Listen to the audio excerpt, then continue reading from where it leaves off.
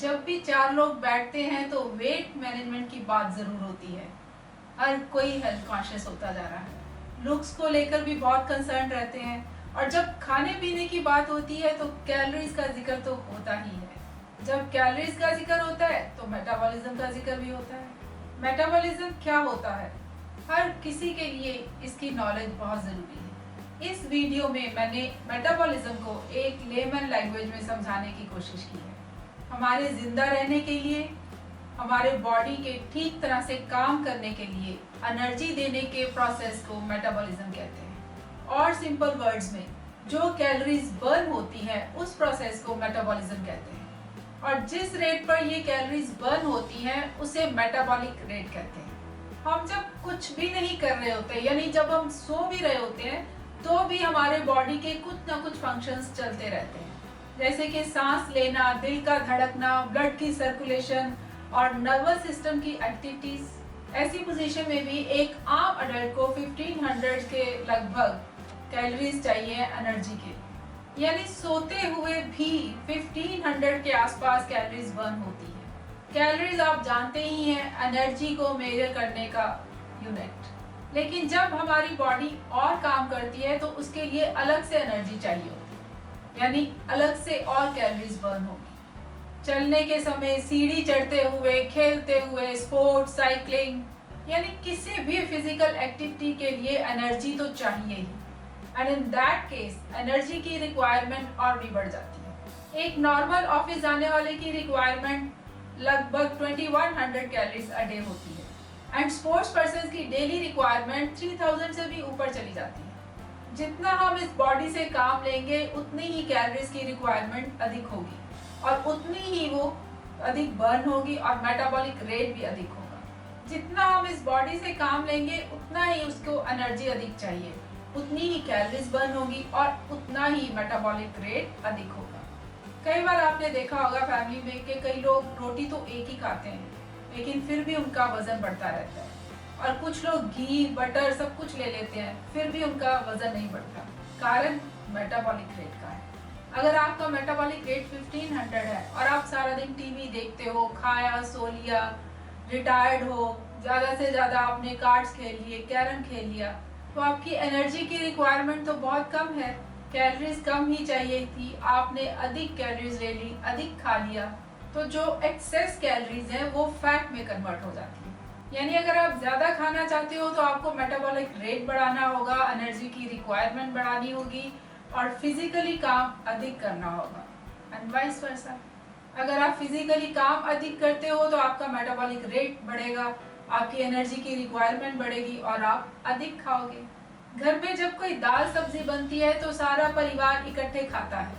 होता क्या है, सभी को एक ही साइज की कटोरियों में सब्जी डाल दी जाती है, मीन्स सभी को इक्वल कैलोरीज दे दी गई, जबकि सबकी कैलोरीज रिक्वायरमेंट इक्वल नहीं थी। कई बार तो बड़ों को एक एक कटोरी और दे दी जाती है और बच्चों को एक ही, जबकि ऐसा नहीं है। बच्चों की एनर्जी रिक्वायरमेंट अधिक होती है बड़ों से, यानी जैसे जैसे एज बढ़ती है मेटाबॉलिक रेट कम होता जाता है। बच्चों में ये अधिक होता है क्योंकि वो बढ़ रहे होते हैं। ऐसे ही जिस बॉडी का साइज छोटा होता है उसका मेटाबॉलिक रेट अधिक होगा, उसकी एनर्जी रिक्वायरमेंट अधिक होगी एंड बड़े साइज की बॉडी के लिए कम। ऐसे ही पतले व्यक्ति का मेटाबॉलिक रेट अधिक होगा और उसकी कैलोरीज की रिक्वायरमेंट भी अधिक, और मोटे व्यक्ति का मेटाबॉलिक रेट कम होगा और कैलोरीज की रिक्वायरमेंट भी कम। कुछ नया जानने को मिल रहा है ना? आगे सुनिए। आदमियों का मेटाबॉलिक रेट भी अधिक होता है औरतों के कंपैरेटिवली। जो फिजिकली काम करते हैं उनका मेटाबॉलिक रेट भी अधिक होता है उन लोगों के कंपैरेटिवली जो बैठकर काम करते हैं, जैसे कंप्यूटर में काम करने वाले, ऑफिस में बैठकर काम करने वाले, एटसेट्रा एटसेट्रा। इतना तो आप जानते ही थे, बट रिमाइंड कराना भी तो मेरा फर्ज है। अगर आप टेंशन में हैं तो आपके सांस लेने की स्पीड बढ़ती है और आपका हार्ट रेट भी बढ़ता है और इस तरह आपकी एनर्जी की रिक्वायरमेंट भी बढ़ती है, यानी अधिक मेटाबॉलिक रेट। अब बोलिए, ये तो नहीं पता था ना? एटमॉस्फेरिक टेम्परेचर के बढ़ने से भी मेटाबॉलिक रेट बढ़ता है। सोने के समय ये रेट जागने के समय के रेट से कोई 10% के करीब कम हो जाता है। खाना खाते समय ये रेट बढ़ जाता है। फास्ट में यानी व्रत वगैरह में ये मेटाबॉलिक रेट कम हो जाता है। पीरियड्स में या फिर प्रेगनेंसी के टाइम में भी मेटाबॉलिक रेट बढ़ जाता है।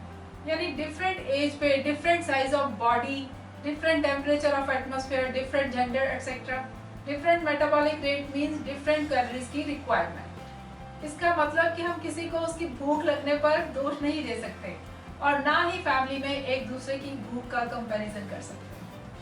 सब कुछ मेटाबॉलिज्म का कसूर है।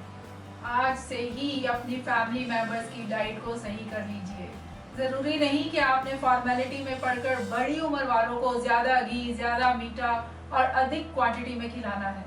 सबको ये वीडियो दिखा दीजिए। ज्यादा खाना चाहते हो तो मेटाबॉलिज्म रेट बढ़ाओ, यानी jogging, walking, exercise, running, cycling, swimming etcetera. नहीं तो कम ही खाओ। एक्सेस कैलोरीज फैट में कन्वर्ट हो जाएंगी और आपका वजन बढ़ेगा। अगर आपके खाने की रिक्वायरमेंट अधिक है और आप कम खा रहे हो तो दो अलग अलग सिचुएशंस है।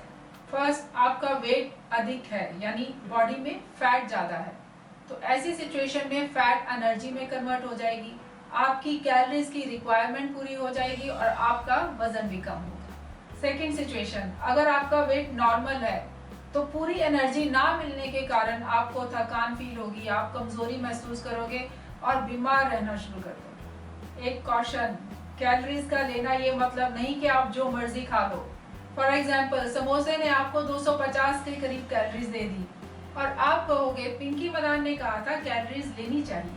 I never mean it.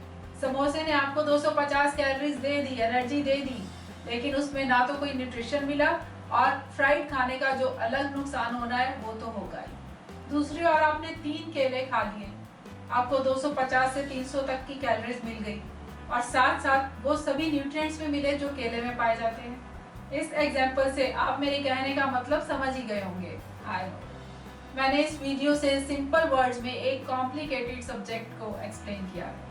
कोई डॉक्टरी नहीं झाड़ी है, कोई मेडिकल टर्म्स नहीं बोली है। मिशन एक ही है, आपकी लाइफ की betterment. All the best. Thanks for watching. Stay healthy, stay happy, stay blessed.